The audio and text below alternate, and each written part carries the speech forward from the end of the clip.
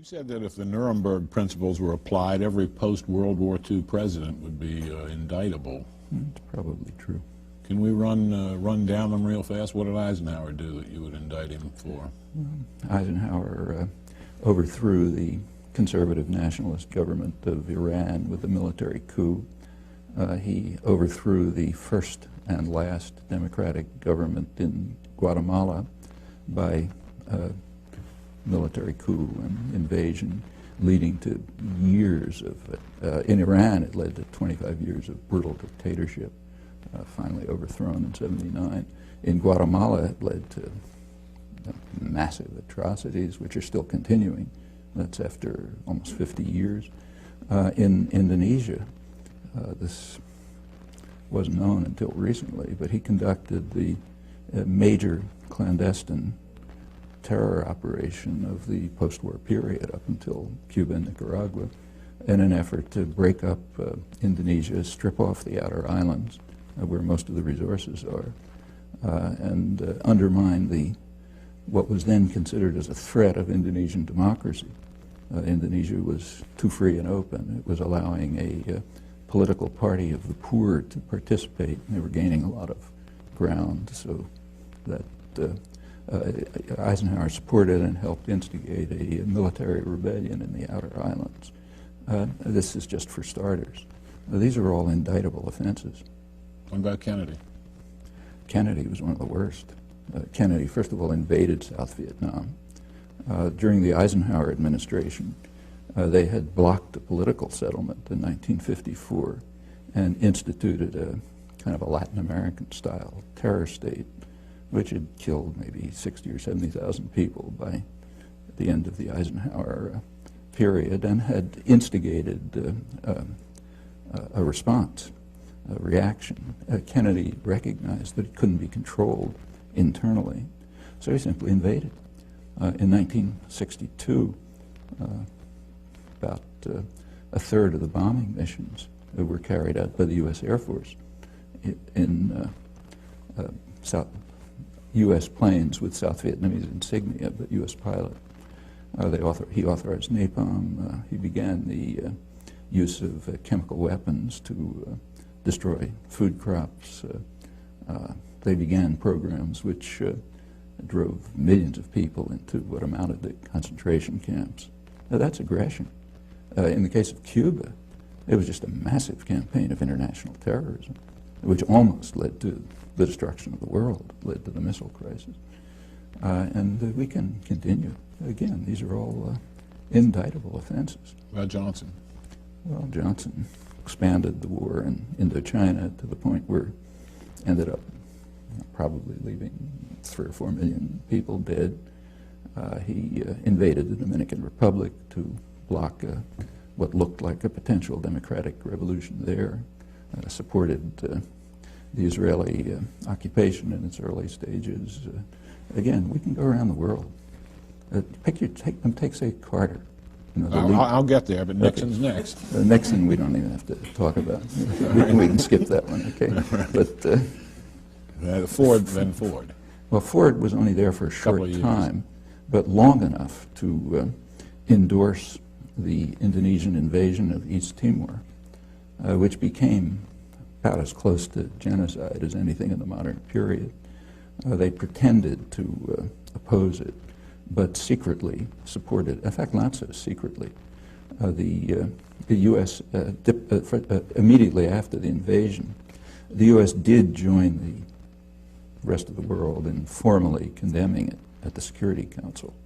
But Ambassador Moynihan was kind enough to explain to us, in his words, that his instructions were to render the United Nations utterly ineffective in any actions it might take to counter the Indonesian invasion. And he says proudly that he did this with considerable success. His next sentence says, in the next few months, it seems that about 60,000 people were killed. And then he goes off to the next topic. That's the first few months, went on to probably hundreds of thousands. Formally, the U.S. announced a boycott of weapons, but secretly it increased the supply of weapons, including counterinsurgency equipment, so that the Indonesians could consummate the invasion. That's just a short period in office, but that's indictable. Seriously, in fact, that's a major war crime. Carter? Carter increased, as the Indonesian atrocities were increasing. They peaked in 1978. Carter's flow of weapons to Indonesia increased when Congress imposed human rights restrictions. By then there was a human rights movement in Congress to block the flow of advanced weaponry to Indonesia. Carter arranged through Mondale, vice president, to get Israel to send U.S. Skyhawks to Indonesia to enable Indonesia to complete what turned out to be near genocide, killing maybe a quarter of the population or something. In the Middle East, Carter just won the Nobel Prize. His great achievement was the Camp David agreements. The Camp David agreements are presented as a diplomatic triumph for the United States. In fact, they were a diplomatic catastrophe. At Camp David, the United States and Israel accepted, finally, Egypt's 1971 offer, which they had then, U.S. had rejected at the time, except that now it was worse from the U.S.-Israeli point of view because it included the Palestinians. In order to get Israel to accept Egypt's 1971 offer, after a major war and atrocities and so on, Carter raised aid, military and other aid to Israel, to more than 50% of total aid worldwide. Israel used it at once in exactly the way they said they were going to do, as every sane person knew, as an opportunity to attack their northern neighbor, first in 1978, then in 1982, and to increase integration of the occupied territories. And that's for starters. We can continue. Reagan? I don't think we have to talk about that one either. I mean, Reagan is the first president to have been condemned by the International Court of Justice for what they called the unlawful use of force, meaning international terrorism, in the war against Nicaragua. Again, that's just for starters. They also, the Security Council endorsed it in 2 resolutions, both of which were vetoed by the United States. Bush won. Well, we can begin with the invasion of Panama. The invasion of Panama, which, according to the Panamanians, killed about 3,000 people, since it's never investigated. We don't know if that's true or not. This was done in order to kidnap a disobedient thug who had been supported by the United States right through his worst atrocities. Noriega, who was brought to Florida and tried for crimes that he committed mostly on the CIA payroll. Okay, that's aggression. We could go into the details of the war in Iraq, but there were plainly opportunities for, they might not have worked, we don't know, but there were opportunities for diplomatic settlement, which the Bush administration refused to consider, and incidentally the press would not report, with a single exception, and Long Island Newsday, which did report the whole story throughout accurately, and is the only newspaper in the country to have done so.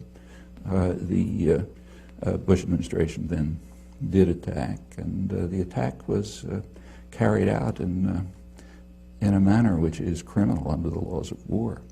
They attacked infrastructure. I mean, if you attack New York City and you destroy the electrical system, the power system, the sewage systems, and so on, that amounts to biological warfare, and that's the nature of the attack. Then came a sanctions regime, which it's mostly Clinton, but began with Bush, which is, by conservative estimates, killed hundreds of thousands of people while strengthening Saddam Hussein. That takes us off to Clinton, which, that's the beginning, but that's by no means the end. We can run through well, we can run through that one case suffices. All right. But there are plenty of others. Bush too? Let's go on with Clinton. Okay. And one of Clinton's minor escapades, very minor, was sending a couple of cruise missiles to the Sudan to destroy what they knew to be a pharmaceutical plant. There was no intelligence failure. According to the only estimates we have from the German ambassador and the regional director of Near East Foundation, who does field work in Sudan, both of them estimate several tens of thousands of deaths from one cruise missile attack. It's pretty serious. If somebody did that to us, we'd regard it as bad news. And again, we can continue. In the Middle East, for example,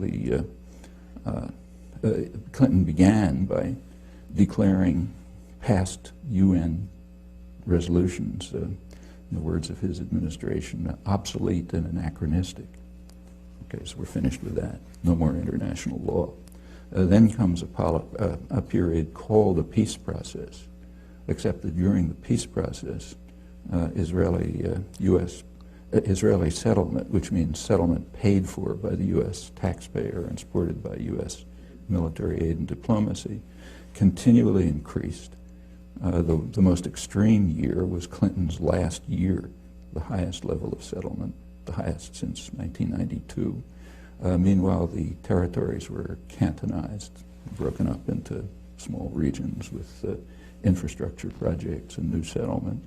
I don't know what you call that, but it's under military occupation. And if anyone else was doing it, we'd call it a war crime. And again, we can continue. English too, I don't think we have to discuss.